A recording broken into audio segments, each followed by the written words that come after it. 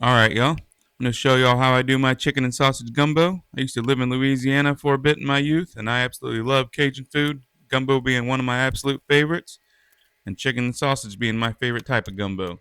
Starts off with one whole chicken. We're going to get that all cut up.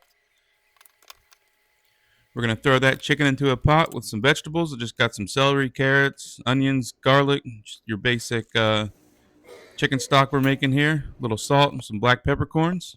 Next, we're going to cut up our trinity. If you don't know what a trinity is, it's just going to be bell peppers, celery, onions. Dice all those up. Get that ready before we start our roux and while the chicken's cooking. We got another cold night here in Texas, so this gumbo is going to be absolutely perfect for this evening. All right, got our veggies all cut up. All right, our chicken's all finished, so we're going to pull that out of the pot. Let that cool down while we make our roux. Don't want to be burning our fingers while we pull the meat off the bones in a little bit.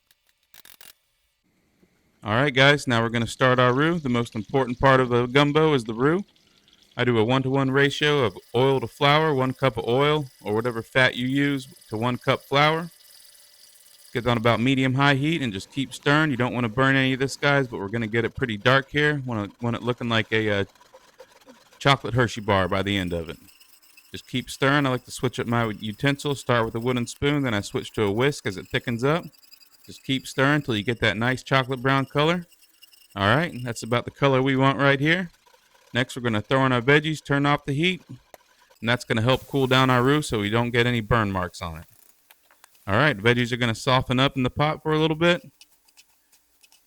Next, we're going to strain our chicken broth into the roux.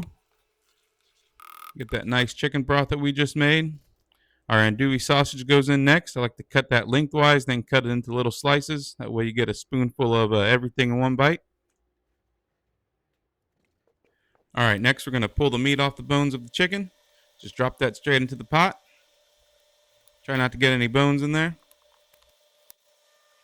All right, once you got all that meat in the pot, we're going to bring it back up to a simmer and put in some seasonings. I got some black pepper, garlic powder, a little bit of Tony Chachere's. Use whatever Cajun seasoning you like.